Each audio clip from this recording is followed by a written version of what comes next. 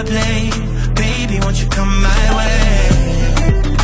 Oh, oh, come my way. Friends, I'm J Maxwell. What's up, y'all? I'm J Maxwell. Welcome back to my channel. This is J Max Reacts. Today I'm watching a video about comedy hype that says why the band ended. Yeah, let's see what they have to say. This is your boy K-Rock. The early 2000s marked the beginning of the golden era for reality television and the genre being seen all over multiple networks. Music was seeing a great response as well, with several artists across all genres going platinum, and music executives were pushing groups greatly. Making the Band was a reality show on MTV, reprised after Making the Band 1 on ABC, that featured P. Diddy as he looked to put together the next big thing in hip-hop and expanding the Bad Boy roster. The band would be the first group mixed with men and women that Diddy sought to put together, as the show featured weekly challenges as the group worked with some of the best producers in the game and had access to Diddy's studio. After 3 seasons, this group would be disbanded, with Diddy expressing interest in only keeping artists such as Sarah, Babs, and Ines. With the show's popularity and having 2 later installments, naturally fans have wondered what each member of the group has been up to. Between rap leagues, legal trouble, and motivational speaking, here's how life has been for the rest of the group, nearly 20 years later after their television debut. On October 19, 2002, Making the Band 2 premiered on MTV and began a nationwide talent search as P. Diddy and other executives narrowed down a list of 17 finalists. These rappers and singers went through auditions and training for weeks until the finale where the band will be chosen. The artist that was selected was Chopper, Ness, Freddie P, Dylon, Babs, and Sarah Stokes. Diddy reiterated why each member was chosen, as fans were shocked to see Sarah Stokes making the cut despite her being talented, as she was the only singer chosen. Season 2 saw the group going through more challenges and tasks together in order to sharpen their skills. In the midst of the show, the group's debut and only album, Too Hot for TV, will be released in September of 2003 and go gold, headlined by the singles Tonight and Bad Boy This, Bad Boy That. If you overdraw your account, Wells Fargo gives you an extra day grace period to avoid the overdraft fee. One notable task from that season was that of Diddy's request for the group members to walk from that Midtown Manhattan studio to Junior's in Brooklyn, 5 miles away, for his favorite cheesecake. Tasks like these proved to cause tension and arguments within the group, and even anger towards Diddy, making him famously shut down the studio multiple times throughout the show when there were issues. Riding the success of the group's debut album, the band entered their 3rd season of the show, aiming to put out even better music and truly becoming a fixture in hip-hop. Unpredictably, Diddy would go on to disband the original group upon the conclusion of the season. Issues with professionalism, accusations of members not being committed to what they were doing, and legal issues all were present during that time. While the group itself would not remain, Diddy did wish to keep some members, as contracts were offered to Sarah Stokes as a solo act, as well as contracts for Ness, Babs, whom Diddy saw to be a 1-2 punch, calling them Bonnie and Clyde. Due to no real music coming from this, each member went on to forge their own path in 2004 when the show ended. Chopper, who was the youngest band member, who originally had no deal before briefly signing to Diddy's Bad Boy South imprint, being close to Freddie P, the two still talk to this day and have collaborated on a few underground tracks. Chopper was briefly signed to Cash Money Records as Chopper City, yet remained relatively quiet in the mainstream for years after the show. A host of mixtapes were released, with the latest being in 2018, Man on Mars, before he went relatively quiet for years, only resurfacing to make news for the wrong reasons. In April 2022, the New Orleans spinner was charged with felony sex trafficking in Las Vegas. Social media exchanges and tapped phone calls have led Nevada prosecutors to believe that they have a case, putting the artist's musical career on hold as he awaits his fate. Wow. Ness will go on to take the deal. However, he never got to put out the joint album that Diddy had envisioned for him, instead following the Babs, leaving the label completely. Ness stayed writing music for Diddy and even putting out a single titled My Hood that failed to garner much mainstream attention. Information from an Essence article shed light into his relationship with others, as Ness stated, "Me and Chopper had our little issues, but we settled it because we grew up." Fans of the show will never forget the physical altercation between Freddie and Ness in season 2 of the show, but Ness states those days are long behind him. Ness would leverage his maturity and relationships with Diddy to become a writer on the 2006 album, Press Play. Upon the success of the project, he will be called upon again for 2010's Last Train to Paris. Ness has remained relatively quiet with putting out his own music in the years that would follow, after leading up to the proposed 2019 reunion for the group. Freddie P will go on to continue rapping, even releasing a mixtape entitled Ski Mask Cash in 2010.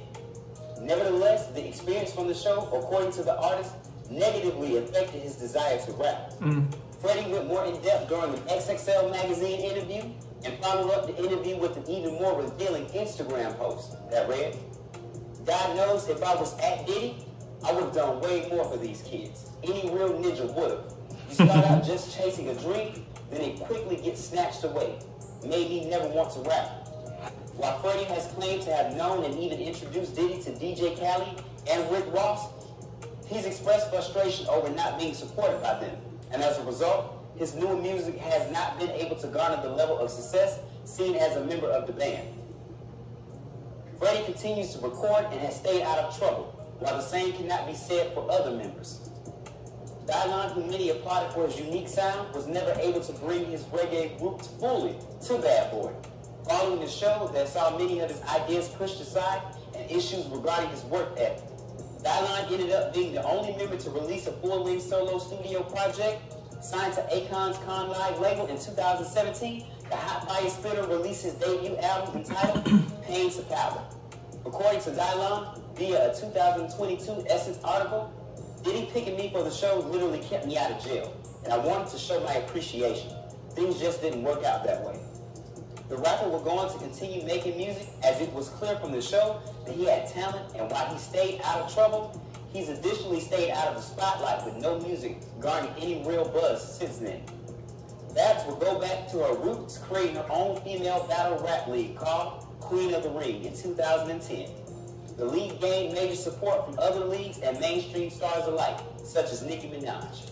In a podcast sit-down on the Fuck Outta Here show, Babs expressed how grateful she was for the league, saying, "I'm super blessed that female battle rap have come this far, and God knew I would use rap somehow, so I'm glad I figured out the way that represents me best." With the league only continuing to grow, Babs has been able to stamp her legacy in hip-hop without the second album.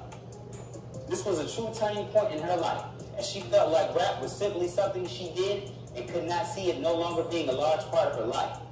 Babs has maintained a good relationship with Ness and Sarah, as well since the split, as she looks to expand even more with female battle rap growing by the year. Sarah Stokes will go on to have a slew of issues with her marriage following the ending of the group, and would even get into some major legal trouble that saw her serving jail time. Drinking and outbursts were not uncommon at the time, as the singer was without a deal and inactive when it came to making music. After years of setbacks, the singer would get divorced and continue her comeback story, making an appearance on From the Bottom Up on BET Centric. Getting the story out about her experience she felt was important, as there was so much people still did not know about the singer. Music has remained in the heart of Sarah, as she spoke with The Source around the time of her television appearance, stating that my single, Fragile Heart, which you can get on iTunes right now, is about everything that I've been through. All the hurt, the pain, just saw how fragile my spirit and my heart really is at this moment in my life. Since then, the songstress has continued to create music for herself and others, while looking to empower more young women and help others express themselves through music. Making the band too was a moment in time that birthed a group of talent that reality television will never forget. The infamous fights, walking to juniors, and the multiple studio shutdowns have been parodied by the likes of Dave Chappelle and others, further showing just how prominent the show was for the culture. While none of the members could have imagined abruptly ending the group, it is clear that life has taken each member in their own direction, whether good, bad, or indifferent. After a rescheduled reunion from 2019 and an omission from the Bad Boy Tour, it is unlikely to see the group making music together. However, content from Dylan, Sarah, and Inez is possible according to their own accounts. If we never hear a new song from this group, we can never take away the band, a gold album, and the memories of golden age television and hip-hop that made these artists household names. Stay up to date with the latest news and comedy, music, and sports by subscribing here to our YouTube channel. Follow Hype Plus across all social media, and look out for our new original content on our streaming service. For Hype Plus News, it's been your boy K-Rock. Okay, that was a good one. Such a good one. It would just pique my interest. I saw it pop in, and I did not watch season 2 of Making the Band. Every so often I get a chance to see pieces of it on YouTube because there are episodes available in different spots. But Too Hot for TV, the album I have listened to a lot. It gets played kind of heavily because it's just a really, really, really good album.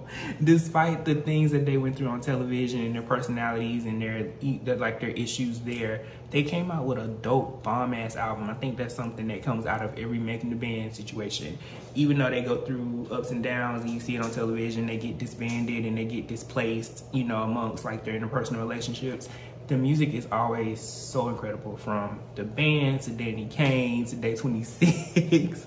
All of their projects are just dope to me. But yeah, I always like to see what people's like perspectives are on it, or if they're just telling the same story in a different way. And this is exactly what this one was. Make sure y'all go support Comedy Hype Plus. That's a channel that I watch a lot offline, but you know, today I decided to watch it on camera. But let me know your thoughts to this below. Comment, like, subscribe. Until next time, peace.